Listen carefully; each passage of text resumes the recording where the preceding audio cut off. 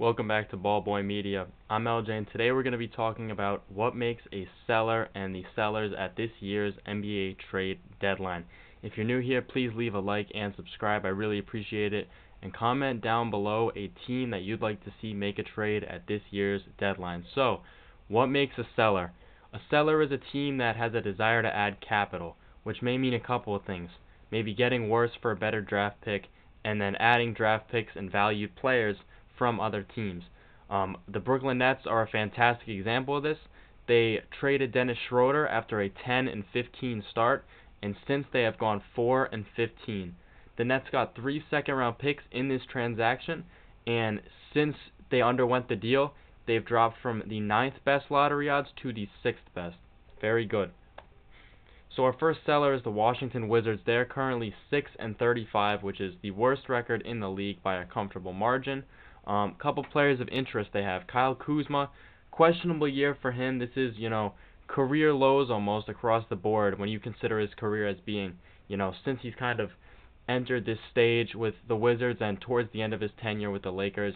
The statistics are not good. However, we've seen what Kuzma can provide to a team. Malcolm Brogdon, sage point guard. I feel like he still has a lot left in the tank.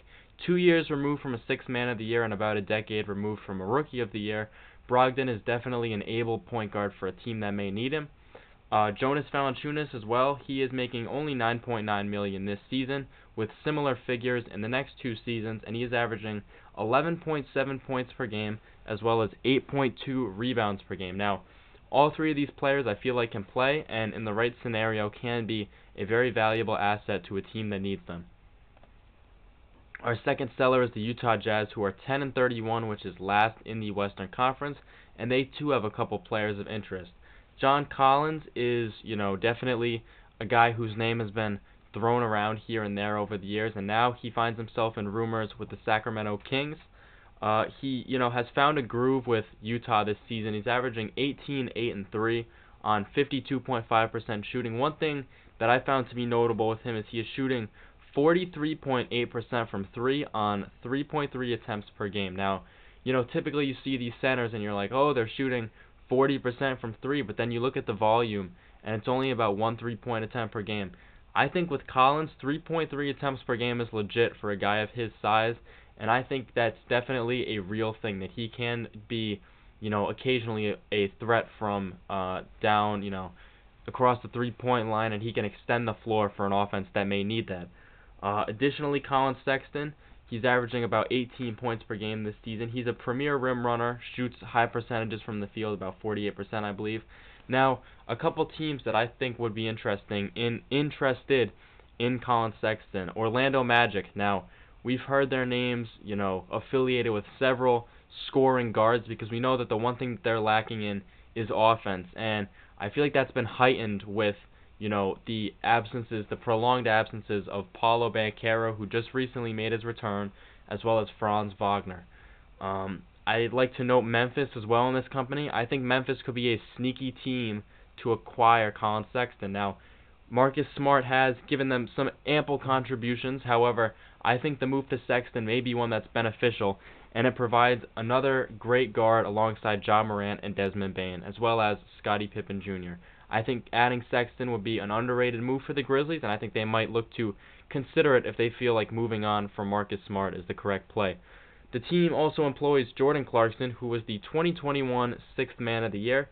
He is currently sidelined due to a foot injury, but when he's healthy, he's a microwave-type player, and, once he gets going, he gets going.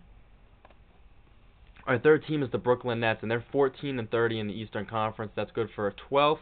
The only player that they have of interest is maybe the highlight of this trade deadline, and that's Cam Johnson. Now, Cam Johnson we know what he brings. I'm sure you guys are sick of hearing me talk about him. He averages about 20 points per game on 50-40-90 splits from the field.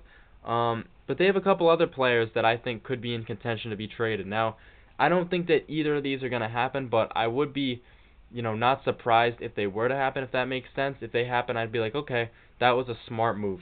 The first of which is trading Ben Simmons to a team that is looking to get off of a max contract. Now, Ben Simmons is due for $40.3 million this season, and he is on an expiring contract. This is, kind of big for teams that if they're looking for more cap flexibility in the future, they might be looking to get off salaries. This is a deal and a player you might want to add. I'm not quite sure. You look around the league, I'm not sure who they might be. I have two teams written down. Milwaukee, if they really found themselves growing tired of Chris Middleton, may trade him to Brooklyn. Similarly, the Suns could do that with Bradley Beal, where maybe he would waive his no trade clause if he knew that the Nets would proceed to buy him out after getting traded. Additionally, I have Portland. Maybe if they don't get a substantial return for Jeremy Grant, they might be like, all right, let's rid ourselves of this long-term contract and focus on using our cap space to gather assets in the current day. Additionally, I like a deal that sends Nicholas Claxton to the Hawks. I'm very high on Claxton as a player that is better than Clint Capella in terms of just an all-around game. I think Capella, although he is a more sage veteran, and we know that he's more disciplined on the court and stronger than Claxton, I think if you're Atlanta, you look for long-term pieces, and Claxton is on a multi-year deal, whereas Capella is an expiring free agent. I think that gives both teams something they might want in free agency. With the Nets, you're getting an expiring deal, you're getting Claxton off the books, you're also going to get some draft compensation alongside Capella, who maybe you find another deal for him at the deadline. Who knows? I like that, and on that same token, I think Nick Claxton's multi-year contract is going to be very helpful for Atlanta. If they're looking to really build some continuity around Trae Young, I think that is a good move to make. One last thing, I think in terms of front runners for Cam Johnson, I've heard a lot of mixed reports. I do not believe that Oklahoma City is in the running for him. I think that trade would actually surprise me if it were to happen. I think they're just going to keep their chips for this season.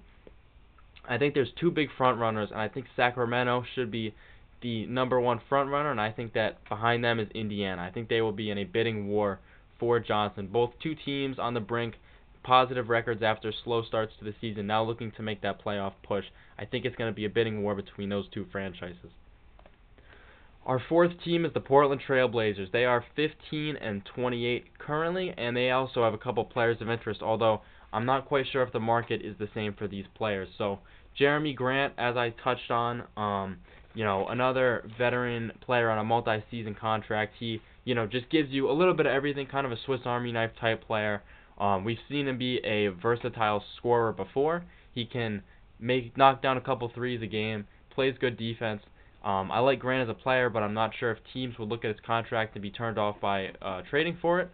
Anthony Simons, I believe that Simons may be off limits. However, Portland may not agree with me, and I think that Portland would be wise to move on from Simons in favor of Scoot Henderson in the wake of his recent hot streak. Now, again, if I'm getting rid of Anthony Simons, and this is the reason that I think the Trailblazers should move off of him, is that he's currently in his prime, or his early prime, because I do think he can get better. And I think teams like maybe the Orlando Magic, who are needing that scoring guard, would overpay for him. I think Simons is definitely a talented player, an ethical hooper, if you will, and I think that teams may want to pay 130, 140 cents on the dollar for his services. Additionally, Robert Williams III is a name to watch. We saw he made an all-defensive team when he was healthy with Boston. This is a guy whose defense is still there. His offense, he can provide in bursts, a couple buckets, a couple alley-oop dunks. The real concern with him, as we know, is just the injuries.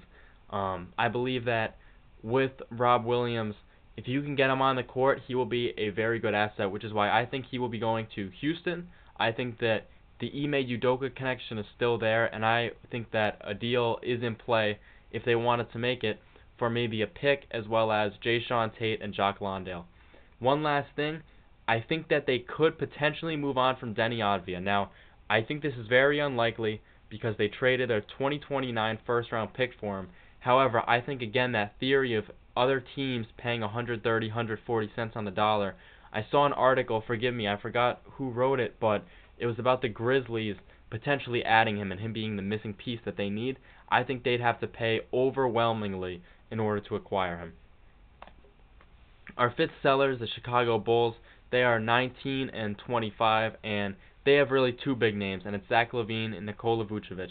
Now, Vucevic, I could see him fitting in Los Angeles, Golden State, a couple of these teams that seem like they're one piece away from unlocking a higher power, and then you're banking on the upside of all-time greats in Steph Curry and LeBron James. Zach LaVine is also an interesting piece to me. I feel like, he would be a great fit on the Pistons or maybe another team looking to make that playoff push. Pacers, anybody? I think maybe. And I believe that, LaVine is definitely still talented. He's actually maybe considerably, still in his prime. We saw him have an off season dealing with injury last year, but I think he's back and better than ever this season. Vucevic, again, he's averaging like 20 and 10. Both of these guys are star assets, and I think for Chicago to really launch into that rebuild, it would be wise to move on from both of these players and free yourself up for next year. I've heard some rumblings about Kobe White as well, but I'm not quite sure if they'd move him. Again, 130, 140, maybe even 150 cents on the dollar for Kobe White. We know he's a great player, but in terms of moving forward, I'm not convinced that he is, able to be the second or third best player on a championship team. So I think they may move on from him as well. We'll just have to see. We know that the Bulls in the past have kept players through the deadline. Thank you for watching. As I said in the beginning, please be sure to like and subscribe and comment a trade you'd like to see down below. Thank you.